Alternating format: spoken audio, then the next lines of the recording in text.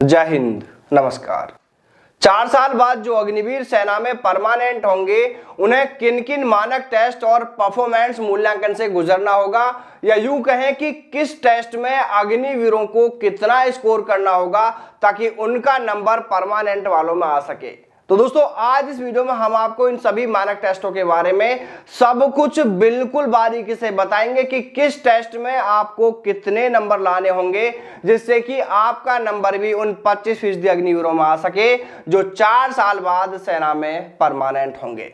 दोस्तों, इन सभी चार्टों के बारे में आज हम आपको पूरी जानकारी देंगे, लेकिन उससे पहले आपको यह बता दें कि अगर आप अग्निवीर सेना भर्ती 2025 की तैयारी कर रहे हैं और आप किसी एकेडमी में जाकर अपने एग्जाम की तैयारी करना चाहते हैं तो आप उत्तराखंड के काशीपुर में सिंह डिफेंस एकेडमी में जाकर भी आप यह तैयारी कर सकते हैं। दोस्तों, यहाँ पर आपको हॉस्टल सुविधा मिलेगी, एग्जाम की तैयारी आपकी कराई जाएगी और साथ साथ आपको यहाँ पर फिजिकल की तैयारी भी कराई जाएगी। अगर आप इस एकेडमी के बारे में और अधिक जानकारी चाहते हैं तो दोस्तों आप इन नंबरों पर अभी कॉल कर सकते हैं। तो चलिए दोस्तों, अब जानते हैं कि किस टेस्ट के लिए अग्निवीरों को कितने नंबर मिलेंगे। BPET यानी बैटल फिजिकल एफिशिएंसी टेस्ट। इसमें देखिए 5 किलोमीटर की दौड़ होगी जो समुद्र तल से 5000 फीट की ऊंचाई पर होगी। यानी जो अग्निवीर इस दौड़ को 25 मिनट में पूरी करेगा उसे एक्सीलेंट कैटेगरी में 40 नंबर मिलेंगे। जो इसे 26 मिनट 30 सेकंड में पूरा करेगा उसे गुड कैटेगरी में लिया जाएगा और इसके लिए 30 नंबर मिलेंगे। और जो इस दौड़ को 28 मिनट में पूरा करेगा उन्हें इसके लिए 20 नंबर दिए जाएंगे। इसी तरह दोस्तों, यही 5 किलोमीटर की दौड़ समुद्र तल से 5000 से 9000 फीट की ऊंचाई वाले क्षेत्र में होगी, जिसमें कि जो अग्निवीर इस दौड़ को 28 मिनट में पूरा करेगा उन्हें एक्सीलेंट कैटेगरी के लिए 40 नंबर मिलेंगे। 29 मिनट 30 सेकंड में दौड़ पूरी करने वालों को 30 नंबर दिए जाएंगे और 30 मिनट में इस दौड़ को पूरी करने वालों को 20 नंबर मिलेंगे। इसके बाद आपकी यहां पर 60 मीटर स्प्रिंट होनी है और जो अग्निवीर इसे 10 सेकंड में पूरा करेगा उसे इसके लिए 20 नंबर मिलेंगे। जो 11 सेकंड में पूरा करेगा उसे इसके 16 नंबर मिलेंगे और जो 12 सेकंड में इसे पूरा करेगा उसे इसके 12 अंक दिए जाएंगे। इसी तरह 9 फीट डिच भी होनी है तो इसे आपको पास करना अनिवार्य है और इसके लिए भी अग्निवीरों को कितने अंक मिल रहे हैं, यहाँ पर 10 नंबर आपको इसके भी मिल जाएंगे। इसके अलावा हॉरिजॉन्टल रोप 9 मीटर के लिए अग्निवीरों को 20 नंबर मिलेंगे और वर्टिकल रोप 4 मीटर के लिए 10 नंबर दिए जाएंगे। हॉरिजॉन्टल रोप 9 मीटर का मतलब है दोस्तों कि आपको एक रस्सी से लटक कर यानी झूलते हुए आगे की तरफ बढ़ना होता है और 9 मीटर आपको बढ़ना होता है। आमतौर पर यह एक ऊंचाई पर रस्सी बंधी होती है और अग्निवीरों को अपने शरीर का संतुलन बनाए रखते हुए हाथों और पैरों की ताकत से आगे बढ़ना होता है। इसी तरह वर्टिकल रोप 4 मीटर का मतलब है कि आपको रस्सी को पकड़कर ऊपर की तरफ 4 मीटर आपको चढ़ना होगा और इन तमाम प्रक्रियाओं के लिए मैक्सिमम 100 नंबर यहां पर तय किए गए हैं।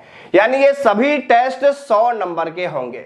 इसी तरह PPT यानी फिजिकल प्रोफिशिएंसी टेस्ट होता है, यह भी आपका 100 नंबर का होने वाला है। इसमें अग्निवीरों की कुल शारीरिक क्षमता मापी जाती है। इस परीक्षण में यह देखा जाता है कि अग्निवीर विभिन्न युद्ध स्थितियों में लंबे समय तक काम करने में सक्षम होना चाहिए।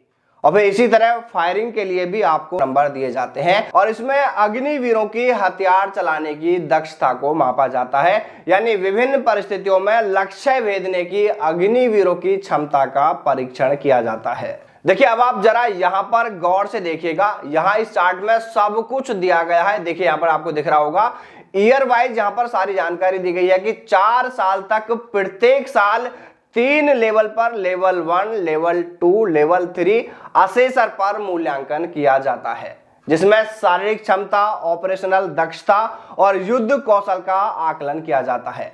आप देखिए यहाँ पर देख पा रहे होंगे कि 4 साल में सभी टेस्ट के लिए कुल 1000 नंबर निर्धारित किए गए हैं, जिसमें ऑपरेशनल एंड ट्रेड एप्टीट्यूड के लिए सबसे ज्यादा 390 अंक निर्धारित किए गए हैं। इसमें अग्निवीर की ऑपरेशन और ट्रेड से जुड़ी समझ को जांचा जाता है। और अब आप यहां पर इसी तरह देख पा रहे होंगे असेसमेंट बोर्ड के 250 अंक यहां पर निर्धारित किए गए हैं। इसमें अग्निवीरों की कुल योग्यता और प्रदर्शन का आकलन किया जाता है। इसी तरह फिर आप देख पा रहे ड्रिल, BPT, PPT, फायरिंग, इनके भी यहां पर आपको नंबर मिलेंगे। वो तमाम जानकारी भी आप यहां पर देख पा रहे हैं। यानी 4 साल बाद परमानेंट होने वाले अग्निवीरों के लिए सबसे अधिक number operational and trade aptitude test के लिए निर्धारित किए गए हैं, जिसमें कि आप देख पा रहे हैं कुल 390 अंक तय किए गए हैं। यानी जो अग्निवीर इन सभी टेस्ट में सबसे बेहतर, सबसे उम्दा प्रदर्शन करेगा वो 4 साल बाद सेना में परमानेंट हो सकेगा। लेकिन सिर्फ 25% को ही परमानेंट किया जाएगा, ये बहुत गलत है। कम से कम सरकार को देखना चाहिए कि 4 साल बाद 50% अग्निवीरों को तो परमानेंट किया ही जाना चाहिए, क्योंकि 4 साल बाद जो 75% अग्निवीर बाहर होंगे फिर उनका क्या होगा, वो आखिर कहां जाएंगे। सरकार कहती है कि अर्धसैनिक बलों में आरक्षण दिया गया है, लेकिन वो आरक्षण सिर्फ एक दिखावे जैसा है। 10% आरक्षण से कुछ नहीं होने वाला है। अगर सरकार वाकई में अग्निवीरों के भविष्य के बारे में सोचती है, सरकार को उनकी चिंता है, तो फिर सरकार ऐसा क्यों नहीं कर देती है कि जो भी अग्निवीर 4 साल बाद बाहर होंगे उन्हें अर्धसैनिक बलों में सीधा भर्ती किया जाए। अगर सरकार ऐसा करती है तो फिर यकीनन अग्निपथ योजना को लेकर शायद किसी को भी कोई समस्या नहीं होगी। बाकी दोस्तों आप सभी कमेंट करके जरूर बताएं कि अग्निपथ योजना को वापस लिया जाना चाहिए या फिर इसमें कुछ जरूरी बदलाव किए जाने चाहिए, और वो बदलाव क्या क्या किए जाने चाहिए आप कमेंट करके जरूर बताएं। जय हिंद, जय भारत, वंदे मातरम।